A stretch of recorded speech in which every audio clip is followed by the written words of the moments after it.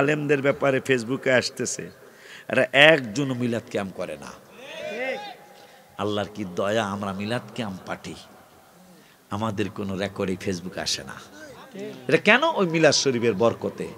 কেমন বরকত? আল্লাহ রসুল বলেছেন, ইন্নাল্লাহা ফাতাহা আলাইকা আবওয়াবার রহমা। আমি রসুলের মিলাদুন্নবী করার কারণে আবু আমের আনসারি মিলাদ শরীফ পড়তেছে, ছেলে মেয়ে নিয়ে, আত্মীয় স্বজন নিয়ে। নবীজি বললেন, আমার মিলাদ পড়ার কারণে জানো, ফাকাল নবী সাল্লাল্লাহু আলাইহি ওয়াসাল্লাম, আজকে পৃথিবীতে মুসলমান এত নির্যাতিত, নিষ্পেষিত, অবহেলিত, লাঞ্ছিত কেন? মিলাদ না পড়ার কারণে। কারণ নবীজি সাল্লাল্লাহু আলাইহি ওয়াসাল্লাম বলেছেন, কি বলেছেন? যে ইন্নাল্লাহা ফাতাহা আলাইকা আবওয়াবা। পুরো হাদিসটাই বলি। ওয়ান আবি, এই হাদিসটা বলে আমরা ইনশাআল্লাহ মাহফিল ইতি টানার চেষ্টা করব। ওয়ান আবি দারদাই ক্বালা মারারতু মান নবী সাল্লাল্লাহু আলাইহি ওয়াসাল্লাম ইলা বাইতি আমির আনসারী রাদিয়াল্লাহু তাআলা আন ওয়া ইউআল্লিমু ওয়াকায়া বিলাদাতিহি লিআবনাইহি ওয়া আশিরাতিহি ويقول هذا اليوم আবু দারদা রাদিয়াল্লাহু তাআলা আনহু থেকে হাদিস। এই হাদিসটা বলি ইনশাআল্লাহ আমরা আজকের মিলাদুন নবী মিলাদ মাহফিল করব ইনশাআল্লাহ। তোমরা তাবারক নিয়ে আসো বাবারা, সবার জন্য তাবারকের দাওয়াত, সবার জন্য তাবারক, সবার জন্য তাবারকের দাওয়াত। আব্বা জান্নারে, বাবা জান্নারে আওয়াজ। আবু দারদা বলতেছেন, নূরের নবী, হায়াতুন নবী, জিন্দা নবী আবু আমের আনসারী রাদিয়াল্লাহু তাআলা আনহুর বাড়ির দিকে রওনা করলেন। ইলা বাইতি আমিরিল আনসারী রাদিয়াল্লাহু তাআলা। যাইতেছিল আবু দারদা। বললাম, নবী গো, নবী গো, নবী গো, আমি আপনার সফর সঙ্গী হইয়া যাইতে চাই। নবী অনুমতি দিলেন, আমিও সফর সঙ্গী হয়ে গেলাম। যাইতে যাইতে আবু আমের আনসারী রাদিয়াল্লাহু তাআলা আনহুর বাড়ি পর্যন্ত গেলাম। যায়া দেখতেছি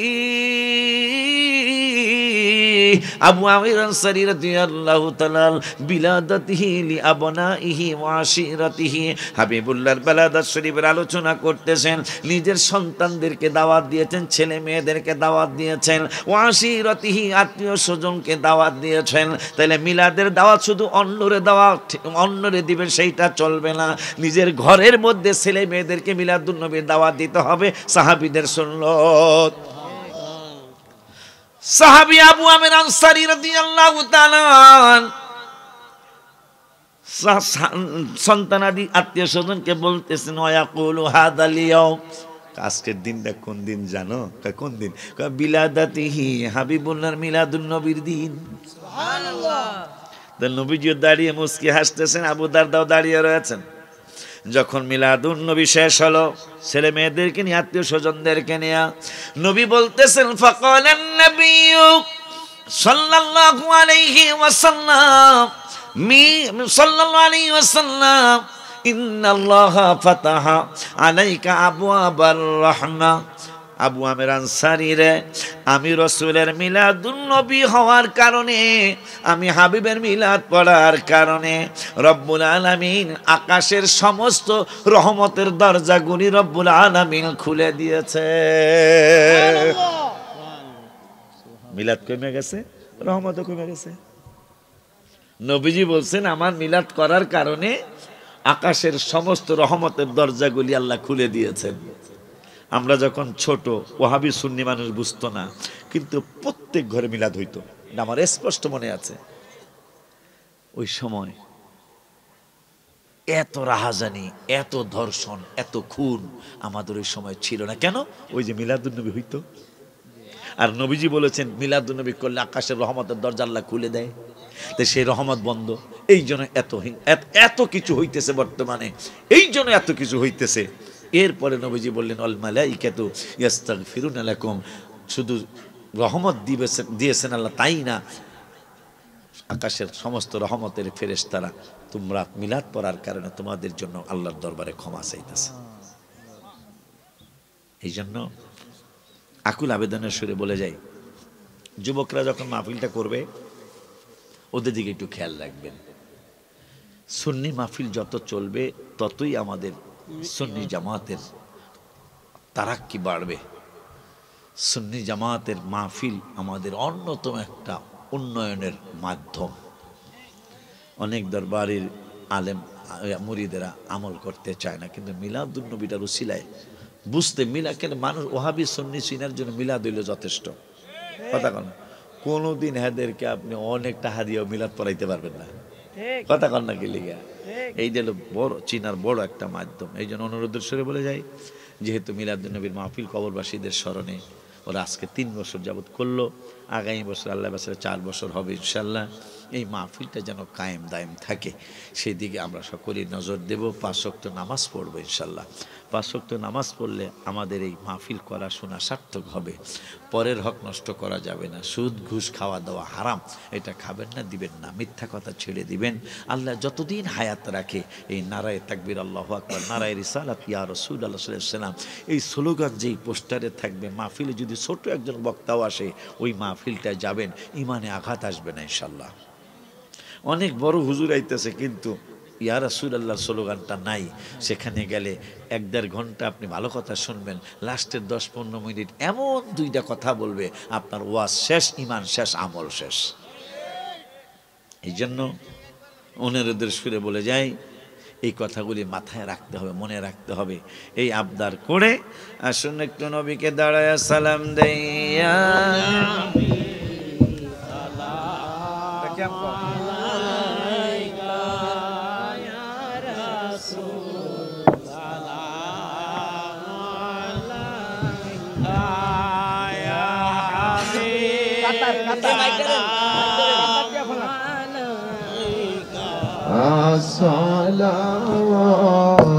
সালাওয়াতুল্লাহ আলাইকা হাবিবি ইয়া রাসূলুল্লাহ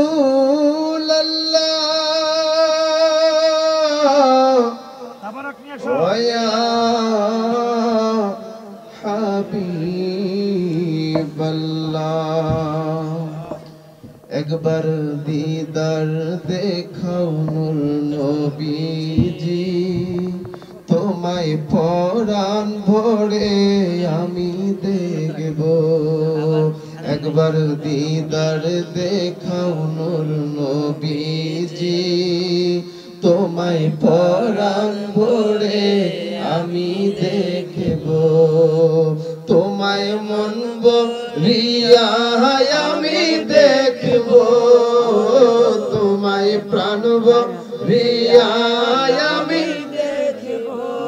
ও মনের স্বাদ মিটায়া তোমায় দেখব।